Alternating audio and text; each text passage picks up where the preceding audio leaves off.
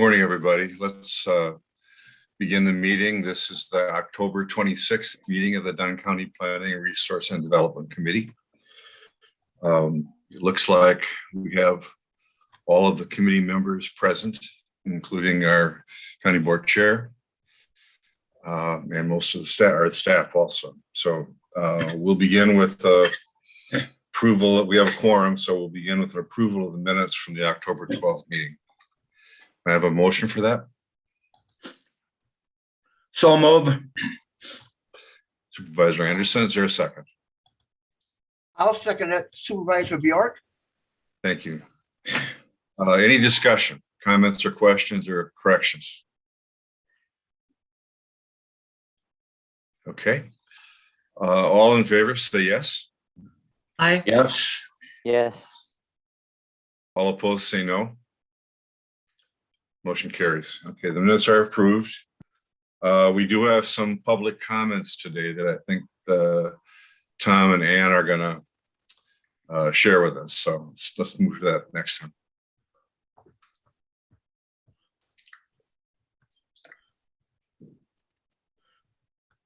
Ann, are you going to read this, or you want to just have us?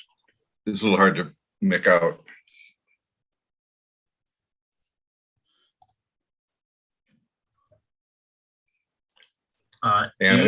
And your audio is not coming through. Right. And it appears you weren't muted, but there may be an issue with your still not hearing you. I can certainly read this. Yeah, you probably Do you have a better headset at all?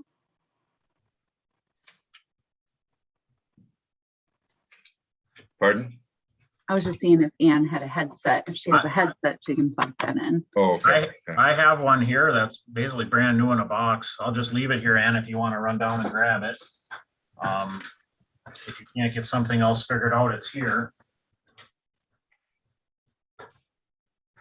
And then, in the meantime, I will read this letter. Okay, bear with me here 1 second.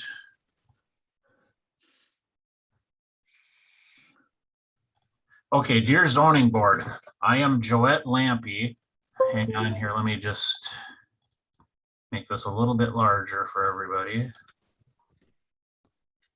Dear zoning board, I am Joette Lampy. I live at E 3274 768th Avenue, Menominee, the first house next to Ray Whitkey's property in the back. Ray wants to rezone some property to build a house for his daughter and family. I think that would be great. The problems I've had with Ray have been going on for many, many years. My fence is just feet from my house. Ray parks massive amounts of equipment and chemicals. Hang on here.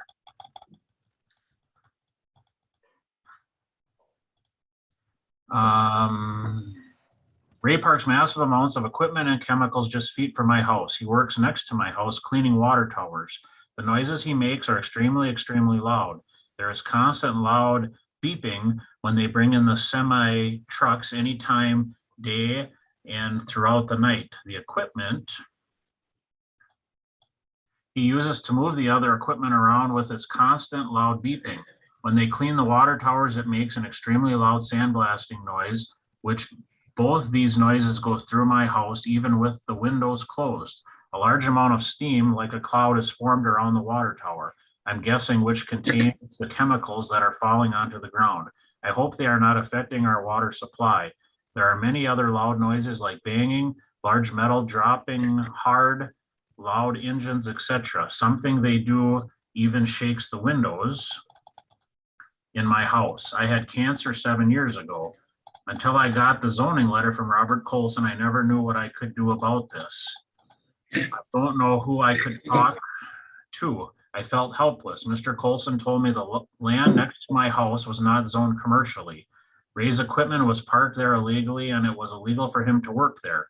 He said he would write Ray a letter telling him not to work there and to move his equipment, and if they keep working there, to call the sheriff.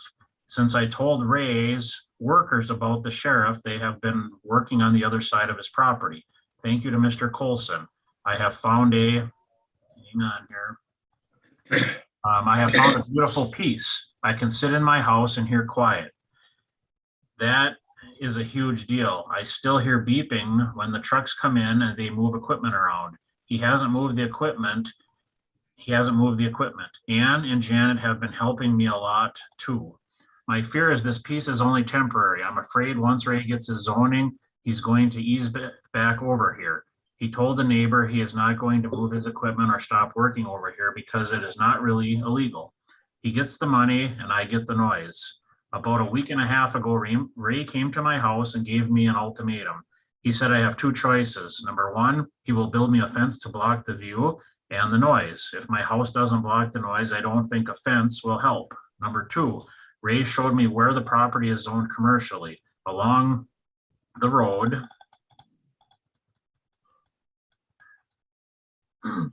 Along the road next to a building he built. He would cut down the bushes along the road and park the equipment there. He would work on the other side of his property, but my neighbors and I will have a hard time getting in and out of the road because it will be very busy with semi trucks and equipment.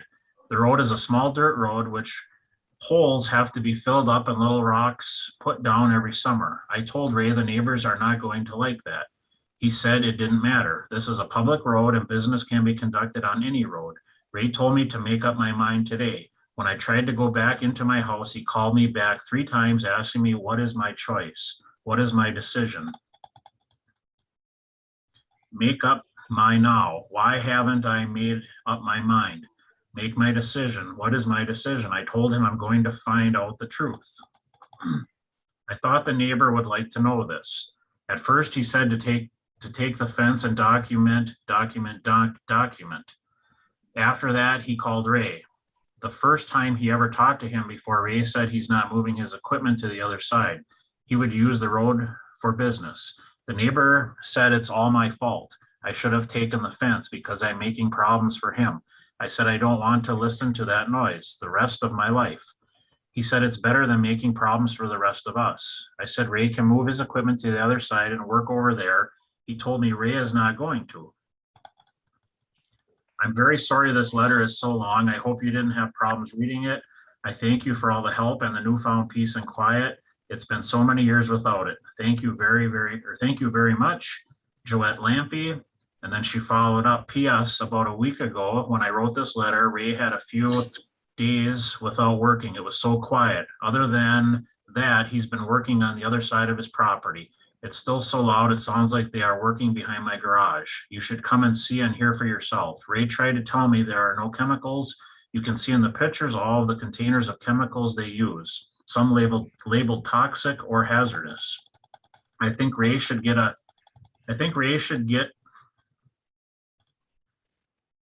some more land to do his business on. His land is already so filled and now he wants to build houses too. I'm for houses for his daughters. His business should be in the country away from my house. When he works on the other side of his land, it is still so loud it goes straight through my house with all the doors and windows closed. The other neighbors don't like it either, but they don't want Ray's business traffic to ruin our small dirt road. I very much thank you for your time and attention in this matter. Thank you, Joette Lampy. And then Joette also included several pictures. I'll leave these on the screen just for a moment. These were received October 25th, yesterday. And then here are the rest of the pictures. And I believe these are the barrels she was talking about of the chemicals she referenced in her letter. And that concludes the public comment we received from Joette. I will move on to the other public comment that we received. This came in by email from Terry Nichols. It was received Monday, October 25th at 4:40 p.m. PR&D Committee, as 2021 winds down, I'm looking forward to 2022 for certain reasons. I believe this committee will be instrumental in increasing the percentage of nutrient management plans. I believe at a previous PR&D committee meeting, it was stated that the current percentage was 25%. It was also stated at a previous meeting that if you are putting nutrients on the land, NMP is required for as little as 1 acre, I believe it was stated. I'm interested in seeing what the percentage will be at the end of 2022. I also believe that the enforcement is in place through ordinances and laws. I'm also watching to see what degree new water testing takes place in Dunn County. After the testing of nitrate levels in the town of Colfax, it's quite clear that the county needs to do more. This summer, I witnessed a high-capacity well drilled within the Colfax village limits. The rating was 650 gallons per minute. Recently, I saw a new pivot irrigation system installed. I will end by saying that I have brought this subject up before in public comments. Any new activity by farming that is adjacent to existing residential housing, this existing residential housing should have their water tested for a base level determination. A good example is the spreading of liquid manure on a field that was previously wasn't used for this practice.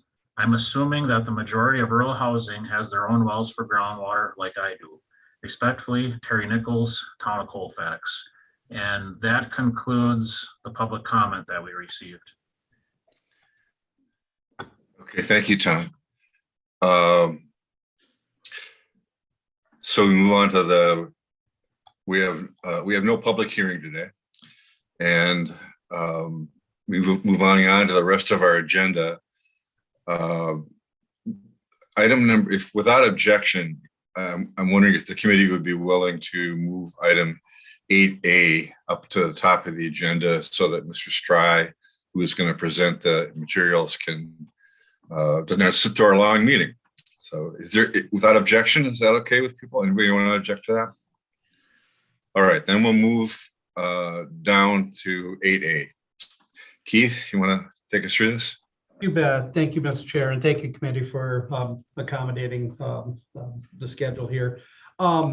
Included in your packet, or I should say, not in your packet, in the email I sent out on the 22nd is an overview of a budget adjustment that we're suggesting that you recommend. And it pertains to essentially the initial snapshot of the solid waste and recycling fund closeout. As you know, at the beginning of this year, operations ended and had to clean up in the closure and all of that. In my memo, I outlined where things stand as of the 22nd of October, starting with the audited balance, which in that fund was $361,560. Then solid waste revenues received were just short of $190,000 and expenditures just under $217,000, which if you net that leaves a net fund balance of $334,000 in change. Knowing that pretty much all the major expenditures have come in, and the major revenues, before Morgan's last day, he did reach out and gave us a list of just a very small handful of accounts that were waiting to get payment on. All of the major transactions have taken place that are known. And we don't anticipate any major things, but certainly we can't say that with absolute certainty. However, at this point, it would be easily, we could transfer 325 to 330,000, returning essentially the 330,000 that was advanced or transferred to the solid waste recycling fund in 2020 from the general fund. So in my memo, I did point out an option that has been discussed as far as transferring funds from general fund over to the highway because of an ongoing deficit there. And I met with County Manager Miller recently, and we are recommending that instead of sending this money back to the general fund and then having another transfer over to the highway at a later date, why not take it straight over? And so our recommendation or our suggestion to you is to recommend a budget adjustment in the amount of $325,000, transferring it from the solid waste and recycling fund to the highway fund. If you agree with that, then we would take this to executive committee next week and county board for approval so that this can be done yet in 2021. It does leave a residual amount right now estimated at $9,500 in the solid waste and recycling fund, just for any last incidental costs that may come up. What will happen with the solid waste fund is, as part of the audit process, any residual amount that's left will get transferred over to general fund as part of the year-end close and the audit process. But that typically doesn't wind up until July of the next year. So that's why we see the need now. We recommend it based on that. So that ends my presentation. I'll answer any questions. Thank you, Keith. Any questions for Mr. Stride? Yes, Mr. Chairman, I'd like to ask Keith a couple of questions. Sure. That 334,000 in the fund balance, is that all cash? Because what I'm concerned about is like a lot of our assets from solid waste was like just transferred to the highway or facilities. There's like 350,000 in just real estate that was transferred to facilities, and a large amount of equipment went to highway. So was that a cash transaction or not? The equipment transfers were non-cash transactions. Those are purely on the books. So Okay. this would match that it would basically transfer that. It would in essence line up, that cash transfer that was made into the fund in 2020, that money would be returned essentially. But instead of sending it to general fund, it would go to the highway fund. So, just so I can get my head wrapped around this, the equipment that was sold or transferred to the highway, that went against our loan from the general fund that solid waste got last year for 330,000? Yeah, for those items that were sold, not transferred within the county, but Okay. items that were sold externally. Okay. So it would be nice for the total board to know how much assets, I guess, the county received when the solid waste actually shut down. I mean, there's a lot of, just the land that went there and all the equipment that went there. But what you're telling me right now is that the fund balance is actually all cash. It's the net results, yes. As far as the specific list, that was the second attachment on my email that went out on the 22nd. Right. That was the whole inventory list, and that was put together by the facilities director that was working with Morgan. Yes, thank you, Tom, for bringing that up. And the second column lists transfer, sale, the data transfer, department that was transferred to, and the value is really tied, I believe, to the insured value that the county had from its property insurance. It was just a reasonable basis. Okay. Certainly the values that on sales would definitely link up with the sale. So, I mean, there was a pretty extensive list there of items. A rather large number was able to be repurposed within the county operations. But then also a pretty significant amount was sold over to through auction. So when I went through this list, I was just looking at like some of the major values, but I didn't see anything in there for the skid steer, which was fairly new and probably had like maybe a $30,000 value. And I didn't see that listed in there. I can't answer that. We'd have to follow up with the facilities director. Okay, because I looked, but I could have missed it. But that's a fairly major like value that's not showing up. Right. But it would be nice in the end to let the full county board know exactly what kind of value it got from the closing of the solid waste. Even the transfers to the facility and to the highway, because part of that land that was transferred at 20 acres, that brings in $3,000 a year, like in revenue on rent for the cropland. So, but I'm just kind of not sad, but I'm just kind of would like for the board to know exactly that they got a really good value, that the solid waste didn't cost them nothing, that they actually came out ahead on that. So thank you for your time. Thanks, Supervisor Bork. Yeah, I think it's important for the board to know that how well the shutdown, as tragic as it was, happened, and the net benefits that are going to come from it. This resolution, if we pass it, will go to the executive committee and then go to the full board. So there'll be an opportunity to at least talk about some of that to the board. Are there any further questions? Could I have a motion then to support a budget allocation of $325,000 from the solid waste fund to the highway fund? Mr. Chairman, I will move approval. Supervisor Morehouse. Thank you. Is there a second? Supervisor Kinnear seconds. Thank you. All in favor, say aye.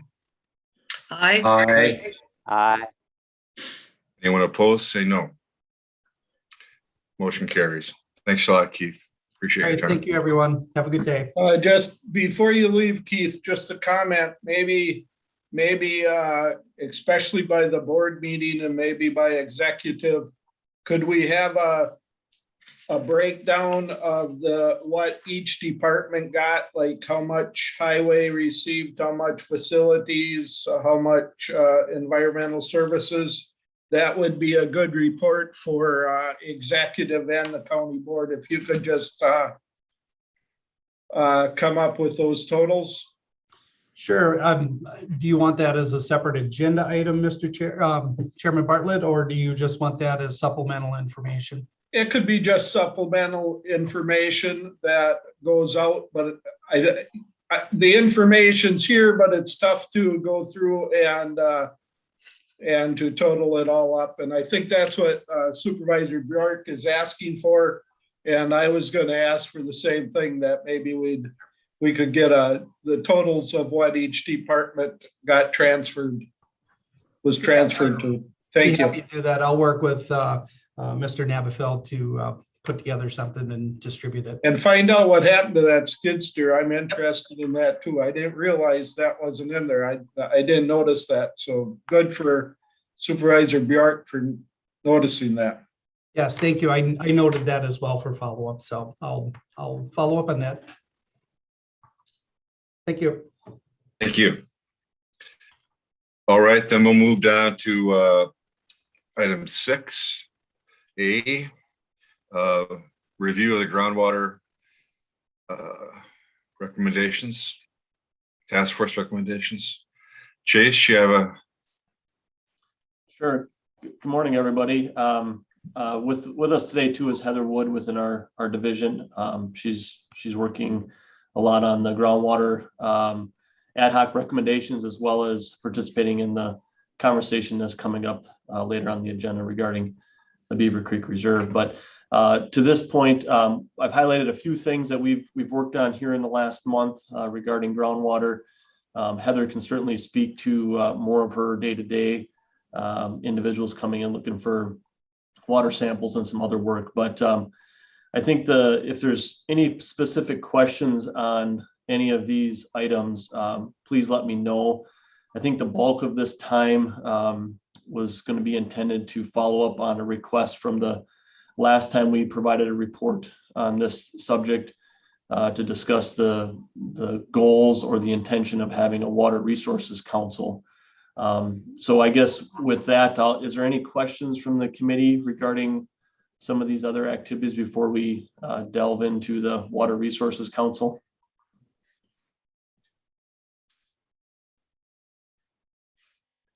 Okay, so there's a few sheets here. Thank you, Tom, for scrolling through this.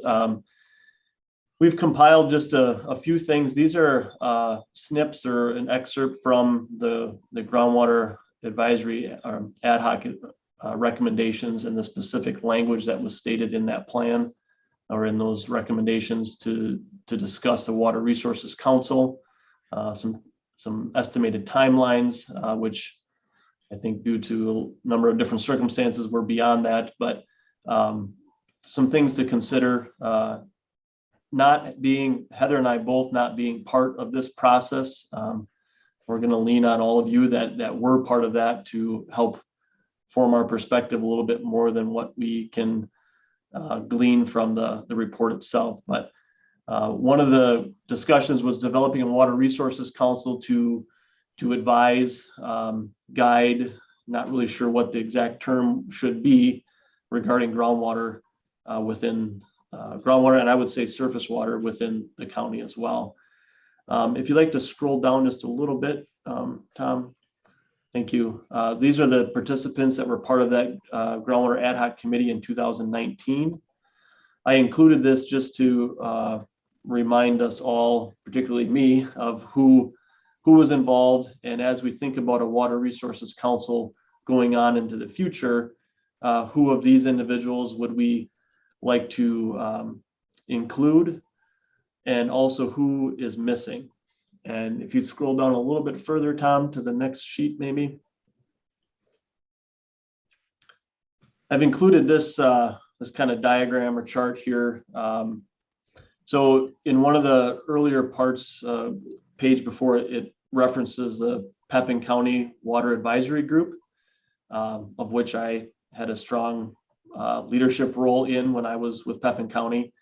And this particular chart or diagram here was what we used to identify stakeholders within that water advisory group. And I thought it might be relevant to at least bring it up for this discussion today and get your direction for how we want to proceed. But I guess when I and Heather and I sat down and talked about this, when we think about a water advisory, or excuse me, a water resources council, I think it's important to have a shared understanding amongst multiple perspectives. And these are just certainly not limited to these types of stakeholders, but ones that we maybe should consider, and likely were probably considered as a part of the groundwater ad hoc committee and other committees that are working in environmental world. If you scroll down a little bit further, Tom, there's some, go back up a little bit, right below here. We put together just some considerations, some thoughts that came to mind, and thought maybe I would share this with all of you. And forgive me if a lot of this has been gone through already as part of the groundwater ad hoc group, but I think it's some questions that we may have as staff as to how we proceed. So, for example, what is the goal of the Water Resources Council? Are they to advise or endorse recommendations on all county matters? Reflecting back on my time in Pepin County and the Pepin County Water Advisory Group, when that was developed, that was a big question with some of the participants on that advisory group, was particularly the name of advisory and who are we advising? And I think that's a question here too, is what role does this committee and the county board see as the role for the Water Resources Council? Also some other logistical things, how do we facilitate and participate? Looking at one of the other sources that was cited within the ad hoc report was the Eau Claire County Groundwater Council. And looking at that information, they have very specific participants, a very specific way of facilitating. And there's terms that are appointed by the county board chair, I believe, specifically. So we need to consider all of those as well. What authorities would the Water Resources Council be granted? Is there any decision-making authority, or is it purely recommendations? And what other types of activities or other municipalities can other municipalities rely on this Water Resources Council to provide recommendations or advice to them as well? One of the questions specifically regarding number 2, letter E, would be, would the Water Resources Council be duplicating any existing committees or groups? One of the things that I've noticed is, there's a lot of reports on my shelf here from the large scale livestock siting operations study group. We have the HEAT group. We have farmer-led watershed councils. We have a groundwater ad hoc committee. A lot of those are no longer functioning, but my question would be is what would this purpose of the Water Resources Council be in relation to those other organizations or those other entities that may still be active? And are we in any way duplicating some of those? There's a few other things here, more logistics of how would we operate that? And obviously that could be determined once a path is charted for the Water Resources Council. That could be decided within that, how that's led, who is the facilitator, that sort of thing.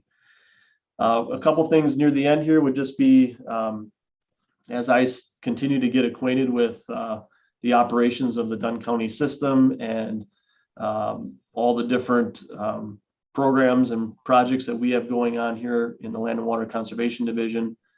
My concerns for staff capacity and how we fit this into our role, not trying to provide a negative perspective nor a positive perspective, but just want to make sure that, if we identify Land and Water Conservation Division staff as facilitators or what type of role that they play within the Water Resources Council, making sure that we have the ability to work that into the work plan and allow for an adequate and appropriate time to be spent on there. Obviously, there's probably a number of things that I have not considered yet, and I think that's the purpose of this discussion today, was to bring this particular topic that was a recommendation from the ad hoc group to have a longer form discussion, and I'd be happy to participate and continue to participate in that conversation as you all decide how you'd like to move forward, and maybe Heather and I will glean a few things from you today as what we missed in years past when this was all developed. So with that, I'll turn it back to you, Tom, and we can kind of go from there. Okay, thanks, Chase. This is a good start. And these are the questions, at least many of the questions that we have to answer. So just to start with, any reaction from the committee or questions from the committee about the information presented? Mr. Chairman, just a comment, if I might. Yes. Chase, thank you. This is very, very helpful. I'm the newest member on this committee, and I was at the point where letter E under row number 2, would the WRC be duplicated in existing committees or groups? And I wondered the same thing. My question then would be, to make this simpler, for me at least, this is an ad hoc committee, which means we're specifically designed to work on groundwater and surface water, correct? Right, Chase? Well, I think that's what where the recommendation for a Water Resources Council originated from, was an ad hoc committee. My assumption would be is that going forward, the Water Resources Council, could be an ad hoc group, or it could be, some sort of committee that fits into the overall county structure in a different way. Or is it a different committee or group standalone outside of that structure? So I think it could be ad hoc as far as, yes, it's specific to water. I'm just not sure on a timeline. I envisioned ad hoc committees as being a limited term for a specific purpose, right, and not necessarily longer term, where I think the intention of this group was to be more of a permanent structure to continuously, potentially in perpetuity, review water resources issues. Yeah, thank you, Chase. You answered my question, because ad hoc is not permanent, and you helped me. Thank you. Thanks, Jim. Any other comments? This Supervisor Kinnear, I just want to comment, Yeah, it's really well done. And you had this same experience in working with Pepin County, did you say? I did, yes. In 2017, when I worked in Pepin County, I was part of 4 departments that it started with some grant funding, but there was obviously a need for a conversation to build a shared understanding of groundwater and all of its components within Pepin County. And through a number of public pressures, both in the farming community as well as outside the farming community, it was obvious that we needed to step up and spend a little more time working on groundwater, more than we already were, which I would argue was more than was done historically. And in 2017, we obtained some grant funds to participate in a process to try to understand the system around groundwater, look at the relationships that are items that are related to groundwater, and then look at all the different perspectives in order to build a shared understanding in the local community around groundwater. And what that led to was the Pepin County Water Advisory Group. And we recruited stakeholders of all kinds within the county. And it turned out to be primarily a very diverse ag participation, as well as a diverse non-ag participation. Tom, if you just scroll up a little bit to that circle chart, there's a lot of individuals that you could identify within each one of these groups. And the Pepin County Water Advisory Group certainly attempted to get a representative from each one of those. But as you can imagine, that's a tall task. And I think we were successful in getting a large portion of those stakeholders, but obviously you can't require that anybody attend these. With that said, we had I think the Pepin County Water Advisory Group was successful in a number of ways, where it brought people into the same room on a regular basis to discuss the different perspectives on water quality, particularly groundwater and particularly nitrates. I think there was a lot of good information shared. I think the farming community was able to understand the perspective from the non-farming community and their concerns with groundwater quality. And it helped the farming community then take the initiative to move forward on their own, which ultimately resulted in a farmer-led watershed group. Basically, their intention around groundwater with their work to develop out of that result. I also think the non-farming community developed a shared understanding on the topic as well of the logistics of farming and how landowners and operators of cropland and livestock operations are impacted by the need to do management in a different way or continuously improve their management. So I think it was successful in that way. Some of the areas that were not successful, in my opinion, was when we went into the Water Advisory Group, we went into it with this assumption that everyone was going to get along, everyone was going to be respectful, everyone was going to be,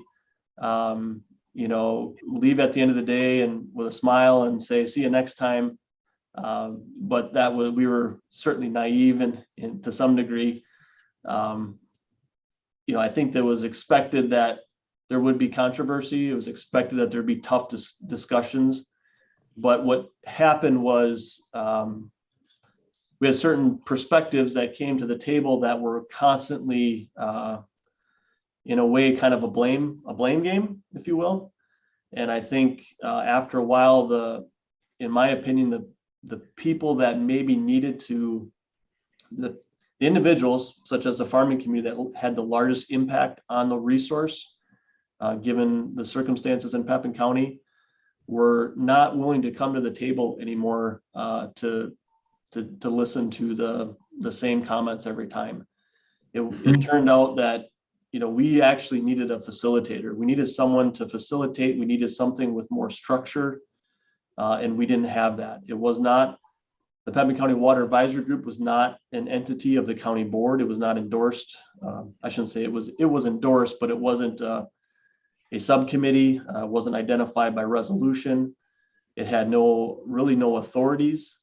It also didn't have any incentive for a stakeholder to continue to participate other than me begging and trying to sell it to those individuals.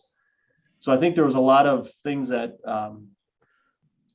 we could have done better to make it more long-term. And that's where I would look to Eau Claire County's setup, and they have a little bit more formal, organized setup. And I would offer that for consideration as we try to debate or decide how we proceed here. So a long answer to your question, Supervisor Kinnear, but I think it was successful in a lot of ways. I think it could have continued, but it lacked the structure and probably lacked the will by some participants to continue to come without any plan at the end. So that was the other thing I'll add is Pembina County does not have a groundwater quality plan of any kind. So this advisory group, it really wasn't clear as to what they were working within or around, other than just trying to have a conversation to help people understand all the different perspectives.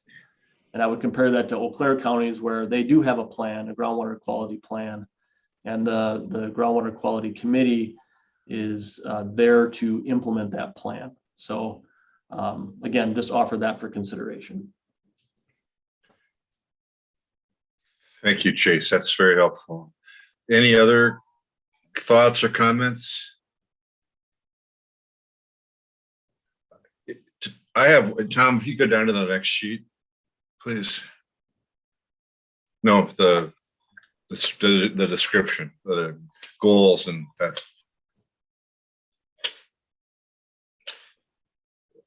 And Chase, you sort of, you addressed this, but in the goals here, it does seem like, if I remember from the committee, the council, the working group rather, or whatever we were, discussion, that we actually had a pretty good discussion. We didn't end up with a lot of finger pointing or mistrust. There certainly were difficult issues, but the people in that group, which was fairly small, pretty much were able to communicate directly. And I think one of the goals of the establishing a resource council would be the concern that group that we wanted as a working group, that some kind of continuation, some way to facilitate the continuation of those discussions going forward, and maybe even have it be broader, would be important. So I think maybe when we come back to this, thinking about a goal of dialogue and opportunity for discussion should be included, understanding that has its problems and dangers. And so how do you do that in a way that maintains respectful communication? But when we come back to this, I'd probably suggest that we include that be one of the goals that we try and implement. Okay. Anyone else have thoughts? I mean, this is a good. I mean, my other thought, I guess, is that the outline of participants, stakeholders that we had on the top is really big, and seems kind of unwieldy in some ways, unless the goals are pretty constrained. So I'd like to think about, is there a way to, it seems like it'd be hard to get and maintain commitment from that many people. So you'd have people dropping off, and is there a way to think about this in a way that identifies representatives in certain sectors and is able to develop a commitment from those representatives? And then I guess maybe the other thought is that while I guess we should look at Eau Claire and see how they're doing it and see if that makes sense. Other thoughts? Mr. Chairman, may I just ask a question? Sure. So I wasn't part of the initial discussions, but did your committee, Tom, envision that this group would be short-term, or did you see this as an ongoing advisory function? Well, for myself, and Mike can address this also because he was on the committee, I think we intended that we would find a way for this to be some kind of ongoing structure that would not require a lot of resources, but it would be a way to sort of keep the issue of water quality in the forefront and to provide a forum for that discussion in the community on a community-wide basis going forward. So I think our intention was that if possible, it would be something that could be structured so it could be supported and maintained on an ongoing basis. Mike, is that your understanding too? Yeah, I think you described it very well. We didn't really have a lot of details, but definitely just what Tom said.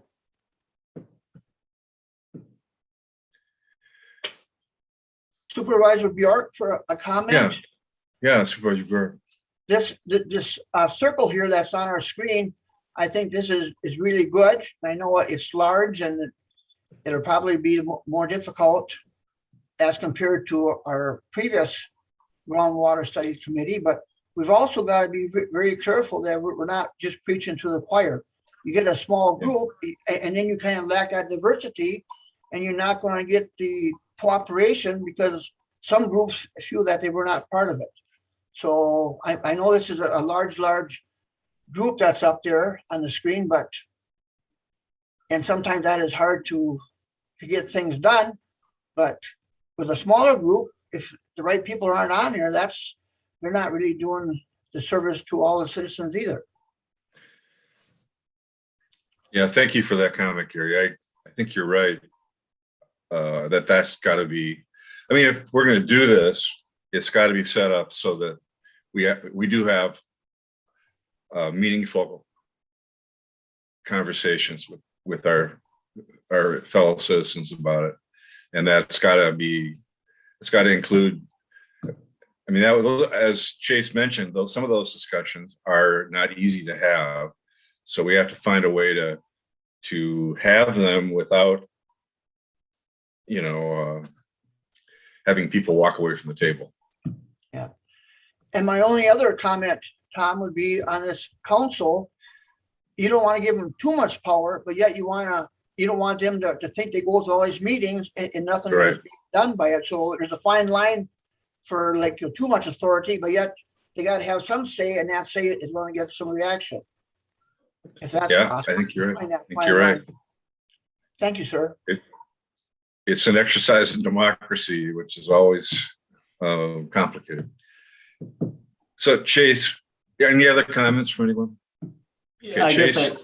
Go ahead. Thank you. I would, an observation that I've made since I started working here is I participated with the HEAT group several times, both giving presentations as well as just attending their meetings just to be involved.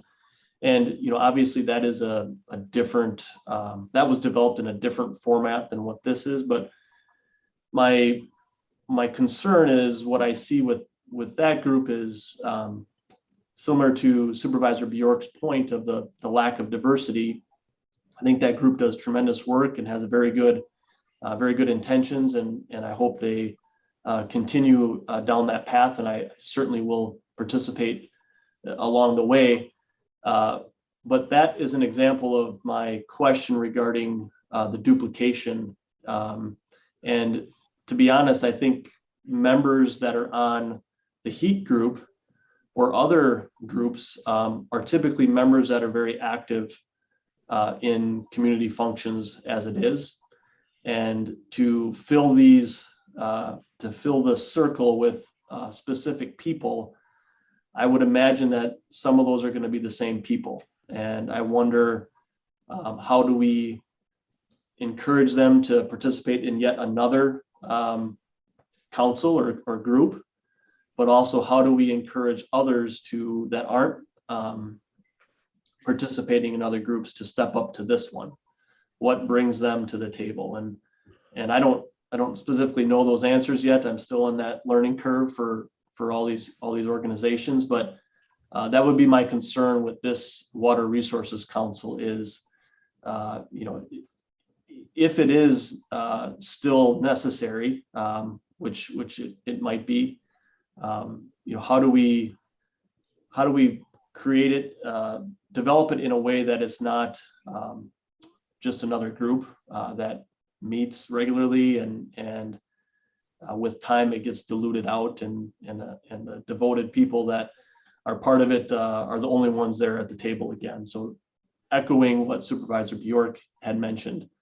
And as we reference our staff capacity, maintaining a participation and a relationship with the heat group as an example, or other groups, and then another group such as this, we'll just have to evaluate our time and prioritize our time in an appropriate way. And so I think those are factors that we need to consider going into this. If you get a chance between now and the next time we discuss this, look at Eau Claire County's website. They have a very specific structure identified. They meet 4 times a year. There is a specific plan that they're working around. And then they have specific members that are identified or appointed by the county board. So I would maybe just encourage you to look at that a little bit more.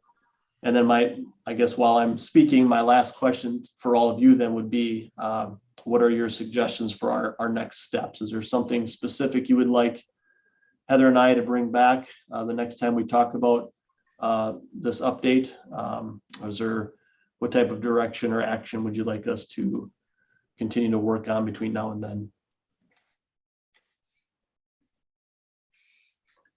Any thoughts? Well, Mr. Chairman, I have one. If I might, Anderson speaking. Chase, this is excellent, and I totally agree. What I think is important is that the committee needs to have what I call goals that are specific and timely and realistic and measurable. And if we have those goals sort of in writing, I should add timely too. If we have those goals sort of in writing, then everybody agrees on that right away. And it isn't like one meeting we talk about it and then the next meeting we rehash what we talked about at the previous meeting. So if we could start out, if you follow what I'm saying, with goals that are measurable, where are we now? And then we can turn around later and find out if we really reach them. Thank you.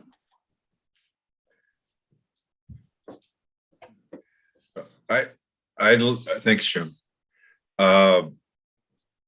Let's ask the committee to each of us look at the Eau Claire site. Jason, is the committee in Pepin County still existing, or is it not functioning anymore? No,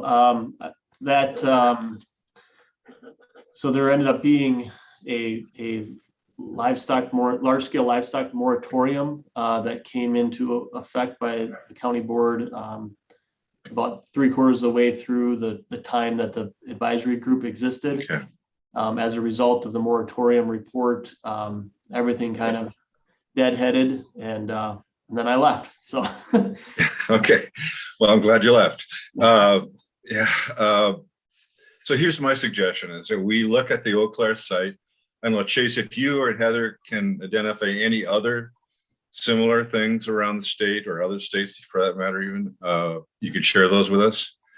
And maybe if you could, can you speculate for us next time about potential issues or topics of information and education sharing that might be useful for, or might be on the docket for something like this council to consider? Are there presentations of information I don't know if, what that would be, I mean, like new groundwater studies that have come out, or,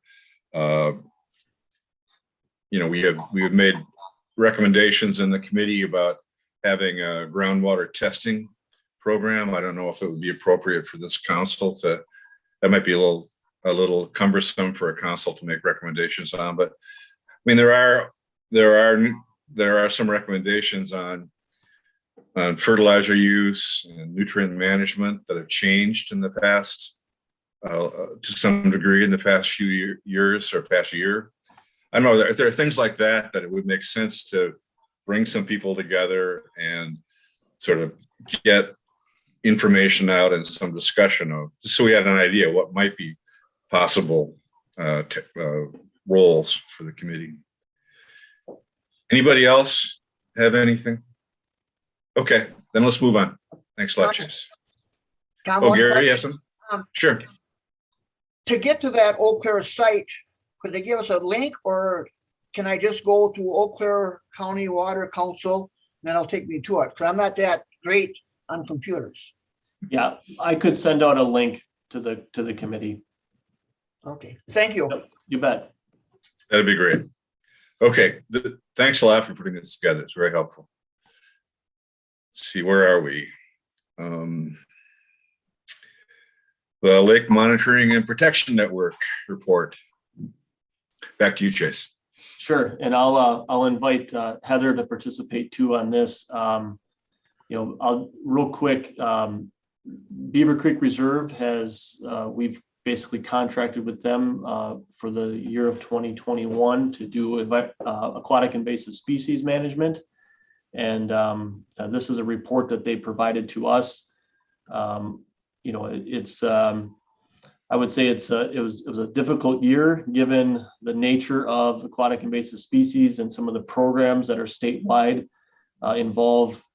For example, Snapshot Day is in a time where people come together in potentially closer quarters, even though outside. And I think with the COVID-19 pandemic, it limited the ability for some of the intended work to get done. So that's not unique in this situation as with everything else. But if you had a chance to look through the report, Heather and I would be happy to try to answer any questions. Leah Landowski is a new employee with Beaver Creek Reserve. AJ Leiteman was the previous person that was working on this, and that has been a staff change here kind of mid-year. So I guess if there's any specific questions, Heather, I'll let you kind of fill in a little bit more here. I'll just add that in a later agenda item here, an action item would be related to this particular program. But Heather, I'd invite any comments you might have. Yeah, so for the most part, one of the biggest things that we as a county get out of Beaver Creek is kind of an educational outreach partner. They help kind of spread the word, water quality, and more specifically invasive species, which is extremely helpful for a multitude of reasons. We were able to tap into them for a school event up in Boyceville earlier this year. And it really helps facilitate a community partnership with this organization. I think Leah covered what they've done in the past couple of years. Last year was the first official year of this program through the DNR. Right now, the funding goes directly through us to them, so there's no administrative work on our end beyond the application itself. Yeah. Yeah, so I would just add that, there's an agenda action item coming up later that would basically approve the operation of this program again into 2022, basically taking grant dollars from DNR, giving them directly to Beaver Creek Reserve to do this work for us. And I think the argument is made that, for the amount of funds that are available there, it makes perfect sense to pass this on to that third party that our more well versed and have more capacity to handle that. So this is just a report for this particular agenda item. If there's any other questions, otherwise we can certainly talk the discussion of the 2022 agreement at a later time here today. Any questions? All right, thanks for sharing this with us. Let's see. So that takes care of 6, I think. Yeah. So just we at the last meeting talked about the need to consider adjusting our meeting dates to accommodate some of the public hearing on land division ordinance. And Tom, do you remember what the your needs were on that?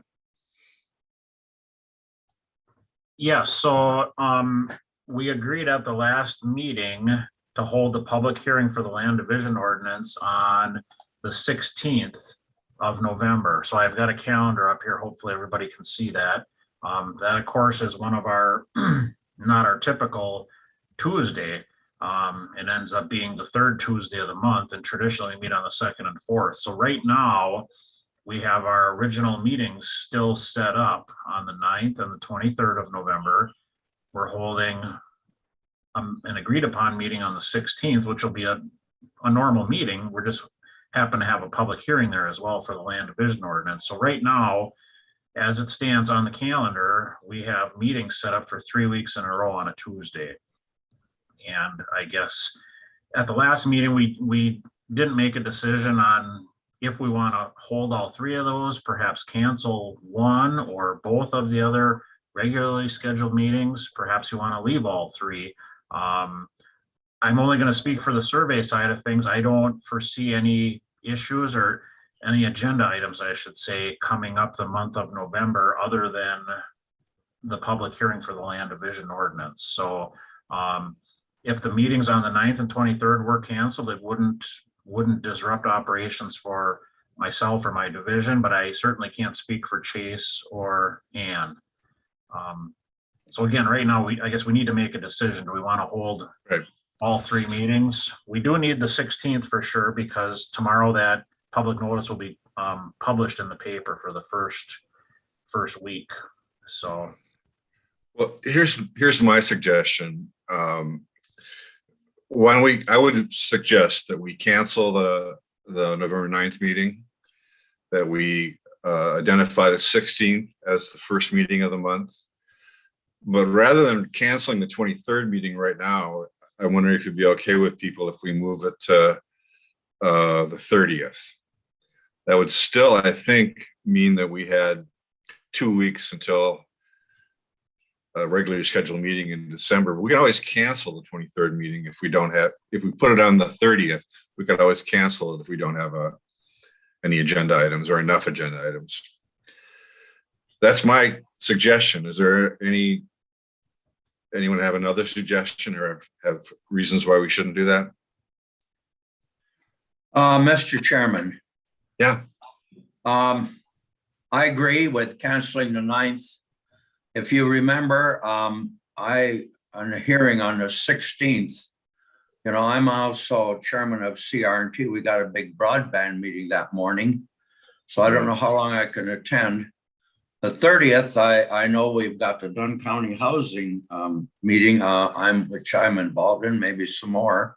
I would rather leave it at the 23rd if that's a normal meeting date, if it's okay with everybody else. And then if we don't need it, we'll cancel it. It's fine with me. Anyone else have a problem with that? So Jim's suggestion is that we cancel the meeting on the 9th, that we add a meeting on the 16th, and we keep the meeting on the 23rd for now. That okay? Any questions? All right, that's what we'll do then. Thanks, everybody.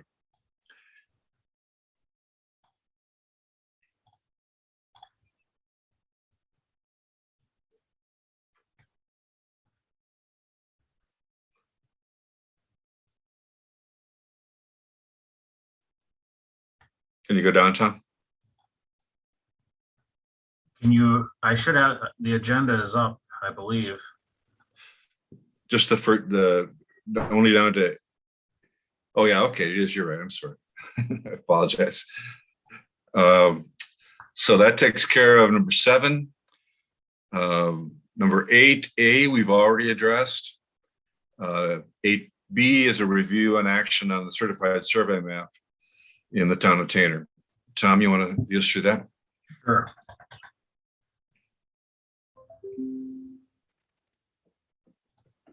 Okay, good morning, everyone. Josh Nave, the applicant, owns approximately 3.5 acres of land within government lot 6 of section 14, town of Tanner. The legal description on Mr. Nave's deed includes land which was previously platted as lots 1 through 7 and a portion of lots 8 and 9 of the original plat of Lakeport. So that's these lots down here along the water. So his deed actually comes down to the water, along the water, back up the section line, back to the point of beginning. So, which creates a problem. On August 22nd, 1997, there was an amended judgment of foreclosure that was recorded, which awarded title of lots 1 through 15 of the plat of Lakeport back to Dunn County. So you can see Dunn County has an ownership interest in not only these lots here, but more as you work your way along the shore. So on July 27th, 2021, this committee reviewed and approved a request from Mr. Nave to purchase all that part of the aforementioned tax foreclosed property, which Dunn County owned, which is contained within the limits of his deed. So a copy of those minutes from that meeting were included in your packet. Hopefully you all had a chance to look at those, and certainly should remember the meeting wasn't all that long ago.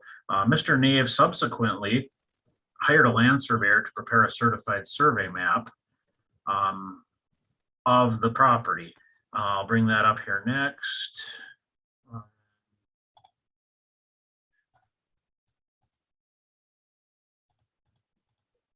So since our meeting where we agreed to convey or sell the property back to Mr. Nave, he has since hired a surveyor to prepare a certified survey map, basically of lands that he has title to based on his deed. And all these lots, I'll zoom in a little bit, are identified from that original plat of Lakeport, which Dunn County took for back taxes. So it's all of lots 1 through 7.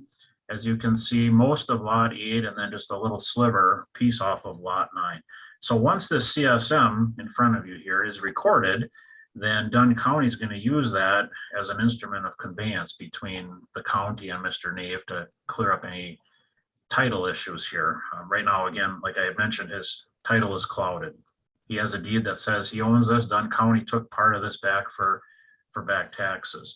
Typically, CSMs are reviewed and approved by my office. However, this proposed CSM is crossing the external boundary of a recorded plat, Lakeport in this situation. And according to state statute, approval of the CSM would require action by this committee. Basically, a CSM crossing the exterior boundary has to be approved in the same manner as the plat would have been approved. So the committee approves plats, hence they need to approve this certified survey map. So I have reviewed the applicant's the CSM submitted by the applicant. As far as I'm concerned, it meets all the requirements of our land division ordinance, chapter 87 of Wisconsin Administrative Code, and all applicable sections of state statute. The county zoning office has also reviewed the CSM and confirmed that it meets all the requirements of chapter 13 of the Dunn County Comprehensive Zoning Ordinance. So my recommendation to the committee is to approve the certified survey map as submitted. I don't have anything further to add, and I will turn it back over to you, Tom, if you or any of the committee members have questions on what's before you. Thank you, Tom. Are there questions from the committee? Okay. And your recommendation is to approve this. So without any questions, could I have a motion to approve the certified survey map for Josh Nave and this property in Red Cedar that's described by Mr. Carlson? Supervisor Kinnear, I move that we approve this map as presented. And I will second it. Mr. I will Anderson seconds. Comments or discussion?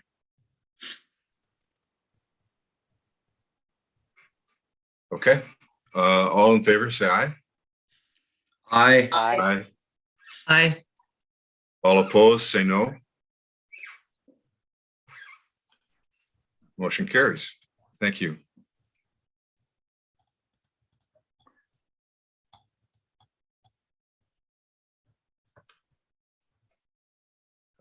Eight B, review and take action on certified survey map located in, no, that's the cooperative agreement with Beaver Creek Reserve. Chase, you want to go through this? Sure. So in your packet, you should see the cooperative agreement to satisfy eligibility for Beaver Creek Reserve in calendar year 2022. This is very consistent with what the current agreement is that we're operating under for 2021. So as Heather and I mentioned earlier, Beaver Creek Reserve provides aquatic invasive species management and outreach and education for Dunn County. They also do this for Buffalo, Eau Claire, Pepin, and Rusk counties as well. There's a grant program that this Department of Natural Resources offers. Further down in the document, it describes the amount of funds that Dunn County is set to get for this operation, and it's very consistent. I believe it's towards the end, Tom, maybe one. There we are. So we're basically about $11,764.68. That's very consistent with what 2021 grant funds were. And in 2021, basically that we applied for the grant as Dunn County on behalf of our agent, and our agent is Beaver Creek Reserve, and those funds go directly to Beaver Creek to perform those tasks associated with that grant. Heather, I think, is still on. I think she was part of the conversation maybe towards the end of last year, talking about comparison for, well, why don't we just keep those funds in Dunn County and perform that work? Heather, if you have any comments on that, I'd invite you to share. Yeah. We kind of had this discussion a little bit last year, but it's been a while. With the amount of funds that come through and the expectation that the DNR tax onto those funds, quite frankly, we get more for our money by going through Beaver Creek Reserve. They're able to get out and get more outreach done than I'm able to do within the capacity of my position. It doesn't, it would, in order to fit this stuff into my workload, I would have to chop elsewhere. And I imagine most folks don't want that, but I mean, if you do, let me know. But even if I do that $12,000 with all of the administrative work and the expected, snapshot day and trainings, we would get significantly less for the money if we were to go through it and do it in-house. It's kind of the long and short of that. Yep. Thanks, Heather. So basically the agreement is before you here to continue with the as is with Beaver Creek Reserve. We will apply for the grant through DNR as Beaver Creek Reserve is our agent, and they will continue to do that work, and they will provide us with quarterly reports as they did for 2021. And then at the end of the year, again, they'll have a final report that we'll also obtain from them. So I guess that's the question for all of you right now before you, is to take action on, and I guess basically our recommendation would be to continue as we have in the past.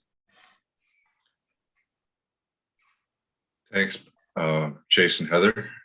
Would anyone please make a motion to approve the Mr. Chairman, partnership with Beaver Creek? Mr. Chairman, I'm happy to move to approve this. I'll second, Mr. Chairman. Thank you. We have a motion. We have a motion and a second. Is there further discussion? Okay, all in favor, say aye. Aye. Aye. Aye. Opposed, say no. Carries. Thanks. Thank you.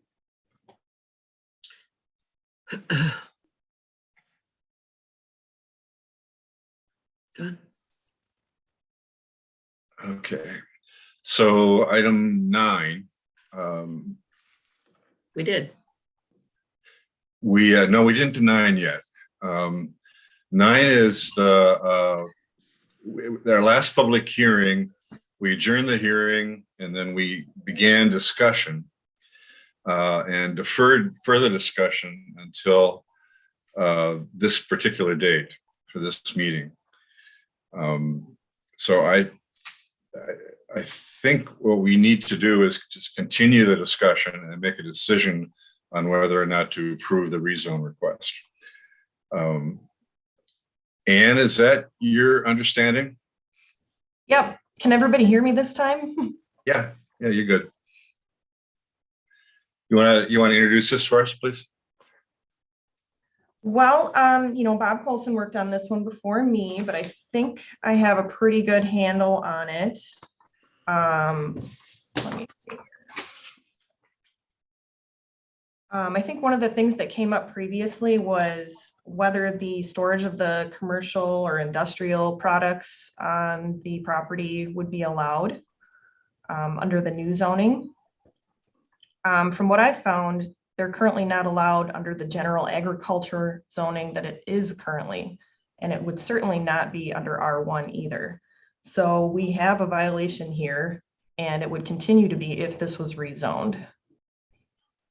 I'm a little bit concerned about the property next door, in that I believe this is a commercial property, but it almost seems like it's kind of borderline industrial use. And I'm wondering if that would be compatible with the R1 zoning in the future.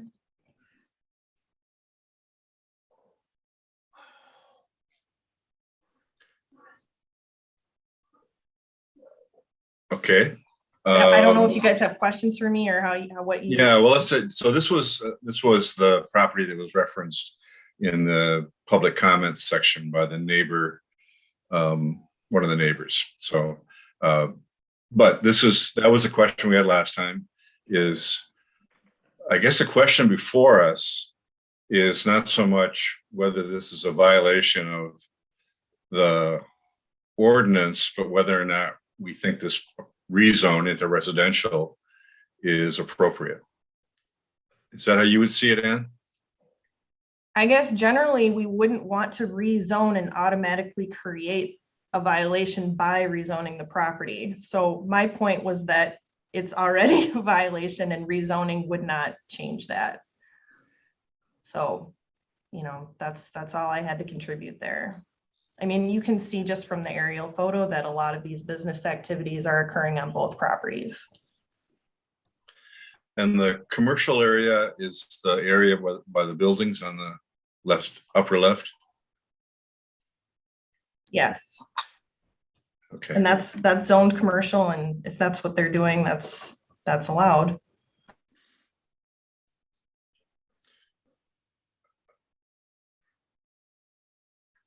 I wonder if we had the two gentlemen from the landowners surveyor, and I can't remember who the other person was. Do you have any comments you'd like to? Mr. Jasperson, or are there any? Yep, this is Ron Jasperson here, the land surveyor. Yeah. Okay, Ron. I guess as far as those comments with Ann, I mean, I guess I'm gonna kind of leave that to Eric and Ray. I know there was one other item that was talked about, was with the town of Sherman. If Right. we're okay with the rezone. In May, I had gone to their meeting and they did say it was okay, but they forgot to put it in their minutes. So I was there in the September meeting, and the same board members were there, and they do remember the discussion that they were okay with the rezone. And so in their September 21st meeting minutes, it is in there saying that they were okay with the R1 rezone. And I did give a Okay. copy of that to Ann last week. I guess. Yeah, thank you, Ron. Yeah, So we that's have only- got, right, that was one of the reasons why we deferred action, was because we wanted to make sure that that was the case. Yep. So, but that's kind of the only thing I have to say on this. I guess I'll kind of Okay. Ray and Eric. Any other thoughts from the questions from the committee? Supervisor Bjork, like one comment. Yep. I think this situation is a perfect example why we have like zoning to put competing or conflicting land uses separated. So I think this is a perfect example why we have zoning. And there's no reason to have a commercial right next to residential. There should be a buffer, in my opinion. So thank you. Yes, good comment, Gary. I agree. So any other comments or questions? So Ann, your recommendation at this point is to not grant the rezone pending a review of the use questions, or what is exactly your recommendation? I guess I don't see any reason to deny it based on Okay. the current violation. It's just, it's a concern. I mean, it's not being used properly for the use right now. The use isn't proper for the general ag zoning as it is, and it certainly wouldn't be for the residential. So this is something they're gonna have to correct. You know, I don't see that we're creating a violation by changing the zoning, so I'm not super concerned. Okay. about that. All right, I thought you were saying that earlier. Okay. So we could approve this rezone. And then we have the question of use, appropriate use that the department would have to deal with. Okay. Committee, anyone want to make a motion one way or the other on this? Could we hear from the two gentlemen? Is it Eric or Ray? Eric, Eric's representing the landowner, so maybe you could have any comments, Ray? Eric? I talked to the neighbors and, we had discussed moving the trailers up here onto the commercial part. And every one of them didn't like that idea. They didn't want to move forward because they're back there where they were out of the way and people couldn't see them. And they indicated they'd rather leave things like they were instead of upset the apple cart, because being up front, they would see it more. And I asked them if they would want a fence back there and stuff. And they even didn't like the idea of even putting a fence back there. They just didn't want a fence back there, and they didn't want the trailers moved either. So we kind of left it at that because that's what I suggested. Jolene suggested we move the trailers to the opposite side of the property on the other side over there. That's agriculture. Up in that front corner on that lot there. Yeah, up there towards the other road. She suggests, she was the only one that opposed any of this period, and she suggests we moved it over there by where the barn is now. It's kind of a valley down there though, isn't it? No, it's high up away from that. Up on there it retention is, pond. yeah. That area there it is, yeah. So I mean, we could move them over there, and that would, all the neighbors would like that better, but it's kind of, what they want us to do with them. So I just need to comment, just to make sure everybody understands that this general ag zoning, you cannot store commercial or industrial equipment on that land. That would be a zoning violation. So it currently is and will continue to be if it stays general ag. If it's rezoned to residential, it will also be a violation. The only way that you would be able to store these vehicles there is if this was also zoned commercial. Would you guys had consider contractor doing that, storage. rezoning that to commercial, that front lot up there? Yeah, I think that would be a more, that would fit the use that you'd intend. That would make the neighbors happier. You know, and if you did that, I would just move that stuff over there and then it wouldn't be back on that residential part at all. Yep, I think that might be a possible solution. Mr. Chair, I have a question. This is Supervisor Kinnear. Yes. Did we already do a rezone in this area and add some commercial to the property? No, years ago? what happened, Mike, is my recollection, I don't remember when a permit was issued, but Mr. Witzke was issued a permit, or issued a permit to operate this business as a home business. So it operated in a general ag area under a home business permit. And then when he wanted to build the building that's nearest to the highway on the left side of the screen there, Bob Colson determined that building was too big to fit into the home business category, and would require rezoning the property to commercial. I'm not sure when this was, but at that point in time, the committee he did file to rezone the property commercial, and the committee granted that rezone. I think primarily since the business is already operating. That's why we find ourselves in this dilemma, I think. So that's kind of where we're at. So the only part of the property that's zoned commercial is the property right around, as I understand it, is a property right around the buildings right at this point in time. Yes. And that happens primarily because the business was granted a home business permit and then needed to expand, and that expansion triggered the need to be rezoned commercial. One thing I wanted to point out is, as far as the thing being referred to as industrial and stuff, we do all of our work off-site. We paint elevated water towers. So this equipment just supports that, and we do, we don't have any elevated water towers in our property here, so we do everything off-site. And this stuff just supports that stuff out in the field. You might have seen our equipment we did a couple tanks for the city of Menominee.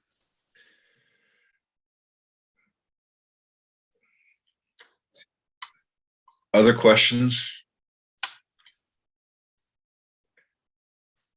And it seems to me like we've got two choices here, and everybody, I guess, it seems like we have two choices. One is we have one choice, which is that we've got to resolve the violation situation, or the landowner has to resolve that, and could ask the committee for assistance in doing that, but that's got to be resolved one way or the other. And the second is, do we go ahead with the rezone now, or do we ask the landowner to come back after that issue is resolved? And is that an appropriate way to look at it, Ann, or am I missing something? I mean, I don't see any reason you couldn't kind of apply those conditions to it. It would certainly clear up a lot of issues on our end, but I guess that's up to the committee.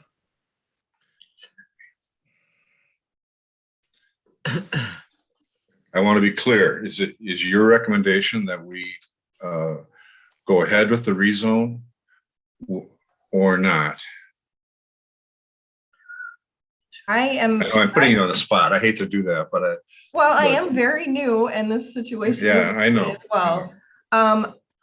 Again, I have no problem with this being rezoned to residential. I would approve that. I feel like that would fit this neighborhood properly. I'm only concerned that that's a commercial use there, and having more houses put in back here, or another house might in the future cause some conflict. But as it stands, it makes sense to me to be a residential property. However, I am concerned about the current and future violation going on here. But I don't think it's. I think everyone is concerned about Yes. that, including the landowners. So I'm just trying to sort, if anyone else has any suggestions, I'd appreciate them, but sort through what the most practical next step would be. Mr. Chairman, Yes, Diane. I'm actually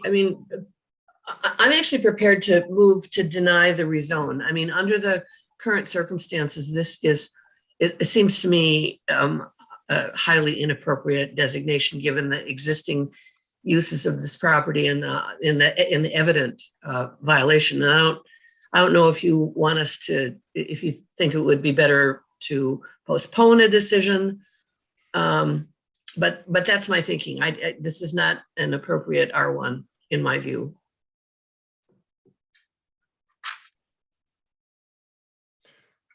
I guess I'm inclined to agree with you. Any other committee members have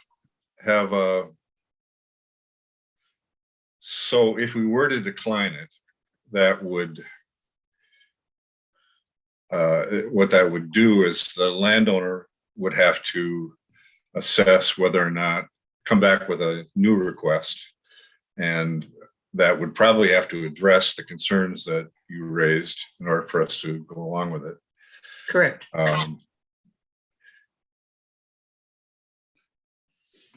Mr. Chair, Yes. I Bartlett. agree with Supervisor Morehouse that with the conditions that are there now, it just seems like we'd be compounding the problem if we added more houses there. So I would, for myself, I would like to see something changed, rezone in a different part of the property that they can move the equipment and the storage tanks and whatever to, and clean up that problem, and then come back with a rezone for the residential. Maybe somehow keeping a buffer, like Supervisor Bjork said, between commercial and residential. So any other comments?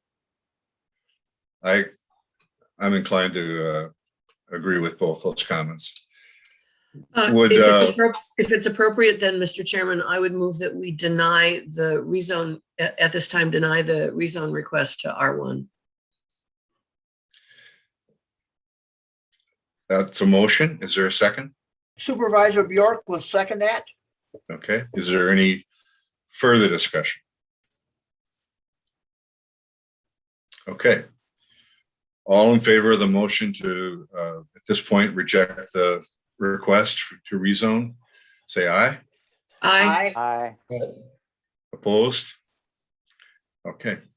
I'm afraid that that's the action we're going to take, so we have to work to figure out a solution.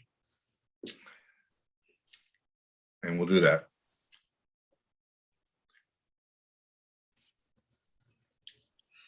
I think that's the last item on the agenda.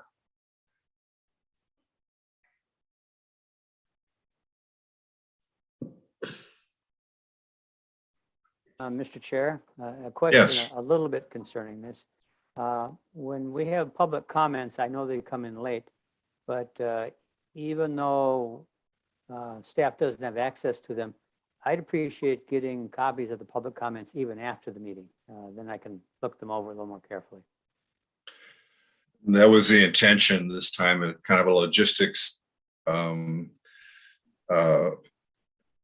came up, and the intention was to email it out to, when we got it, to committee members, and that it didn't happen for just some logistical problem that won't happen again. But I agree with you, Mike. That's in this situation what we should do.